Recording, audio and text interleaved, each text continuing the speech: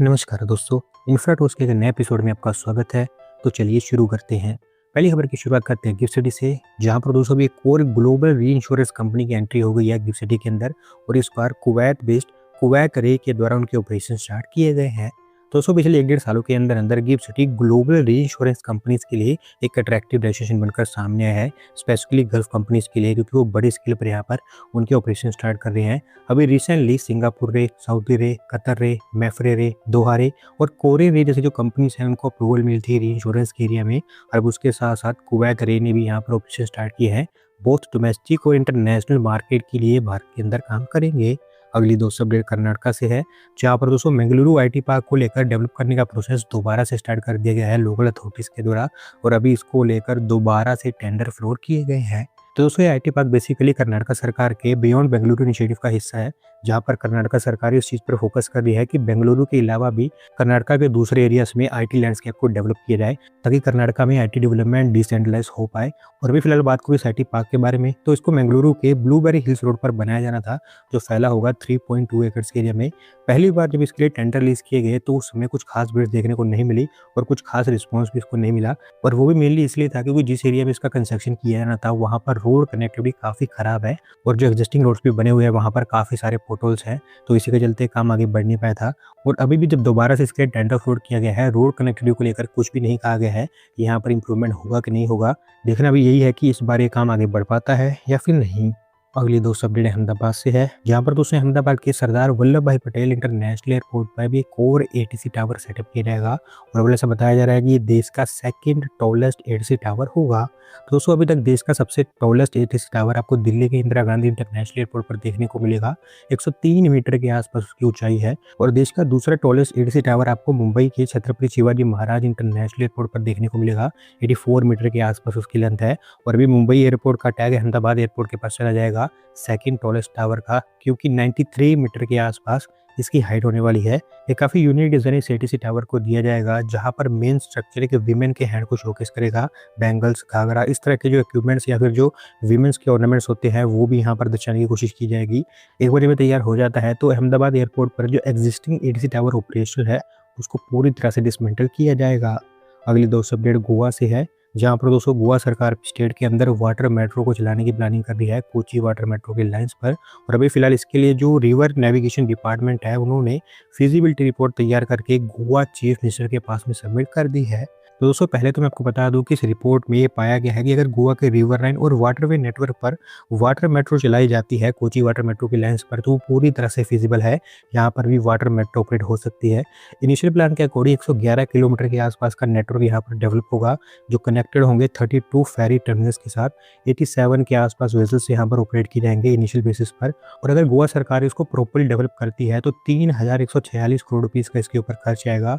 Panaji, Dhauji, Querim, old Goa, Vasco da Gama, fort Aguada, इस तरह के जो वेल नोन प्लेसेस है गोवा के अंदर, वो सारी की सारी डायरेक्टली वाटर मेट्रो से कनेक्ट हो पाएंगी। अभी एस्टिमेट किया जा रहा है कि अगर ये बनता है तो 43,000 के आसपास डेली राइडरशिप यहाँ पर देखने को मिलेगी। और अभी ओवरऑल आप कह सकते हैं कि गेंद गोवा सरकार के पाले में है, देखते हैं कि इसके ऊपर वो क्या काम करते हैं। अगली दोस्तों अपडेट छत्तीसगढ़ से है, जहाँ पर दोस्तों छत्तीसगढ़ सरकार ने स्टेट कैपिटल रीजन का डेवलपमेंट स्टार्ट कर दिया है स्टेट के अंदर। और अभी फिलहाल इसको लेकर प्रीलिमिनरी वर्क स्टार्ट हो चुके हैं। दोस्तों स्टेट कैपिटल रीजन को लेकर पहले ही छत्तीसगढ़ सरकार बिल पास कर चुकी है असेंबली के अंदर, तो डेफिनेटली इसके ऊपर काम तो होना ही होना है, चाहे वो धीरे ही हो। अभी फिलहाल ऐसा बताया गया है कि रायपुर, दुर्ग, भिलाई और नवा रायपुर, इन सभी सिटीज को मिलाकर एक proper integrated urban economic hub develop किया जाएगा छत्तीसगढ़ के अंदर। Delhi NCR, Mumbai metropolitan region, Hyderabad metropolitan region, इन सब एरियाज के लेंस पर इसे तैयार किया जाएगा। और सारी जगह से अलग अलग इंस्पिरेशन ली जाएगी। Housing, transport, education, infrastructure, trade और इन्वेस्टमेंट और सिविल सर्विसेज के ऊपर अच्छा खासा फोकस होने वाला सरकार का। अभी फिलहाल इसके इनिशियल काम को आगे बढ़ाने के लिए 27 करोड़ रुपए स्टेट गवर्नमेंट के द्वारा अप्रूव कर दिए गए हैं। धीरे धीरे इसके ऊपर काम आगे बढ़ता रहेगा। अगली दोस्तों अपडेट दिल्ली से है, जहां पर दोस्तों Delhi metro rail corporation limited ने काफी बड़ा पुश दिया है मेड इन इंडिया इनिशिएटिव को, क्योंकि अब दिल्ली मेट्रो के नेटवर्क पर स्पेसिफिकली जो मेट्रो स्टेशन है वहां पर made in India platform screen doors लगाए जाएंगे। तो दोस्तों दिल्ली मेट्रो का ऑपरेशनल नेटवर्क 400 किलोमीटर को क्रॉस कर चुका है और 300 से ज़्यादा स्टेशन यहाँ पर ऑपरेशनल है।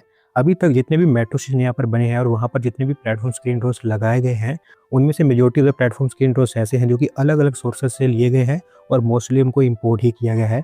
लेकिन अब फेज़ 4 और फेज़ 5 के अंतर्गत जो नए मेट्रो स्टेशन या फिर नए कॉरिडोर्स बनाए जाएँगे और वहाँ पर जो प्लेटफ़ॉर्म स्क्रीन डोर्स लगाए जाएँगे, उनमें आपको मेड इन इंडिया डोर्स लगते हुए दिखाई देंगे, क्योंकि हमारी ministry of housing and urban affairs के द्वारा मैंडेट कर दिया गया है, जितने भी मेट्रो स्टेशंस देश के अंदर बन रहे हैं और वहाँ पर जितने भी प्लेटफ़ॉर्म स्क्रीन डोर्स लगाए जाएँगे, उनमें मिनिमम 75% लोकलाइज़ेशन होना ही चाहिए, जो Delhi metro rail corporation limited भी फॉलो करने वाला है। जितने भी एलिवेटेड स्टेशंस होंगे वहाँ पर आपको आधी हाइट वाले डोर्स बनते हुए दिखाई देंगे, जबकि अंडरग्राउंड स्टेशंस पर आपको पूरी हाइट वाले डोर्स लगते हुए दिखाई देंगे। अभी फिलहाल इसको लेकर एक्सप्रेशन ऑफ इंटरेस्ट फ्लोट कर दिया गया है, जल्दी इसके लिए टेंडर वगैरह सौंप दिए जाएँगे। अगली दोस्तों अपडेट डिफेंस टेस्टिंग को लेकर है, जहाँ पर दोस्तों डीआरडीओ और हमारी इंडियन एयरफोर्स ने मिलकर भी एक कोर सक्सेसफुल टेस्ट कंडक्ट कर लिया है और इस बार tactical advanced range augmentation weapon का मेडन फ्लाइट ट्रायल और टेस्ट कंप्लीट किया गया है। तो दोस्तों बेसिकली ये टेस्ट उड़ीसा के ऑफ कोस्ट पर कंडक्ट किया गया था, जहाँ पर most of the test conduct किए जाते हैं। अगर आपको नहीं पता तो मैं आपको बता दूं कि इस सिस्टम को आरसीआई हैदराबाद के द्वारा तैयार किया गया है, डीआरडीओ की दूसरी कुछ और लैब के साथ में मिलकर, और ये ओवरऑल भारत का पहला इंडिजीनियस ग्लाइड वेपन सिस्टम है, जो एक अनगाइडेड वारहेड को प्रिसीजन गाइडेड वेपन्स में कन्वर्ट कर सकता है। अपने आप में हमारे लिए काफ़ी बड़ी अचीवमेंट है, क्योंकि इस तरह का इक्विपमेंट या फिर वेपन हमने पहली बार देश के अंदर तैयार किया है। और दोस्तों जिस तरह का इसका यूज़ केस है, आपको दिखेगा कि आगे चलकर इसको बड़े स्केल पर हमारी डिफेंस फोर्सेस इस्तेमाल कर रही होंगी। अगली दोस्तों अपडेट हमारी रेलवेज की तरफ से है, जहाँ पर दोस्तों रेलवेज उनके पैसेंजर रिजर्वेशन सिस्टम और टिकट बुकिंग प्रोसेस को कम्प्लीटली ओवरहॉल करने जा रही है। और अभी ऐसा बताया गया है कि जो नए सिस्टम पर वो काम कर रहे हैं, अगस्त तक उसके ऊपर वो पूरी तरह से ट्रांजिशन कर देंगे। तो दोस्तों अभी तक जो पैसेंजर रिजर्वेशन सिस्टम रेलवेज के द्वारा इस्तेमाल किया जाता है, वो ऑलमोस्ट 40 साल पुराना है, क्योंकि 1986 में इसे लाया गया था और पिछले ऑलमोस्ट 4 दशकों से इस सिस्टम के थ्रू काम हो रहा है। रेलवेज की ticket booking, wait list, charts, cancellations, इस तरह की सारी चीज़ें इसी पैसेंजर रिजर्वेशन सिस्टम के थ्रू हैंडल होती हैं। और आप जानते हैं कि उसमें कितनी तरह के अलग-अलग प्रॉब्लम्स हैं, जिनको अब रेलवे कम्प्लीटली सॉल्व करने वाली है। अभी फिलहाल हर एक मिनट में 25,000 के आसपास टिकट बुकिंग को ये हैंडल कर पाता है, लेकिन नए सिस्टम में हर मिनट में आपको 1.25 लाख टिकट बुकिंग्स हैंडल होती हुई दिखाई देंगी। इसके अलावा तत्काल बुकिंग क्रैशेस, फेलियर्स और लंबे-लंबे जो वेटिंग क्यूज़ हमें देखने को मिलते थे, वो भी यहाँ पर आपको खत्म होते हुए दिखाई देंगे। इनफैक्ट कई सारी चीज़ें आपको बहुत ज़्यादा कम होती हुई दिखाई देंगी। इसके अलावा वेट लिस्ट प्रेडिक्शन को लेकर एआई सिस्टम को भी डिप्लॉय किया जाएगा, जिसके चलते लोगों का विश्वास इसके ऊपर और बढ़ेगा। साथ ही साथ एंटी बोर्ड सिक्योरिटी को भी यहाँ पर लगाया जाएगा। ओवरऑल उम्मीद रेलवे से यही है कि इस बार वो लोगों को बेहतर एक्सपीरियंस दे पाएँगे। अगली दोस्तों अपडेट उत्तर प्रदेश से है, जहाँ पर दोस्तों यूपी सरकार स्टेट के पहले नॉर्थ साउथ कॉरिडोर के ऊपर भी काम स्टार्ट करने जा रही है। और अभी फिलहाल इनफैक्ट 2 स्ट्रेचेस को लेकर यूपी कैबिनेट की अप्रूवल मिल चुकी है। दोस्तों वैसे तो आपको बता दूं कि 6-7 नॉर्थ साउथ कॉरिडोर्स को यूपी सरकार की अप्रूवल मिल चुकी है, लेकिन उनमें से अभी 2 स्ट्रेचेस ऐसे हैं जिनको प्रायोरिटी बेसिस पर कंप्लीट किया जाएगा। उनमें से एक तो ऐसी है जो कि कुशीनगर से जमानिया के बीच बनकर तैयार होगी, वह देवरिया, धोरीघाट और गाजीपुर 220 किलोमीटर की इसकी लेंथ होगी और एक ग्रीनफील्ड और ब्राउनफील्ड का मिक्स होने वाला है। ओवरऑल इसी के ऊपर सबसे पहले आपको काम स्टार्ट होता हुआ दिखाई देगा। दूसरा प्रोजेक्ट यूपी नेपाल बॉर्डर पर पिपरी से प्रयागराज के बीच में बनेगा, वाया बंसी। 295 किलोमीटर के आसपास इसकी भी लेंथ होगी और ये प्रोजेक्ट भी ग्रीनफील्ड और ब्राउनफील्ड का मिक्स ही होगा। इसके ऊपर आपको पहले मिनट के बाद काम स्टार्ट होता हुआ दिखाई देगा। तो दोस्तों आज की वीडियो में बस इतना ही। अगर आप अपनी तरफ से अपडेट सबमिट करना चाहते हैं तो डिस्क्रिप्शन में दी गई लिंक पर क्लिक करके सबमिट कर सकते हैं। और अगर आज की वीडियो पसंद आई हो तो वीडियो को लाइक करें, चैनल को सब्सक्राइब करें। धन्यवाद वीडियो को देखने के लिए।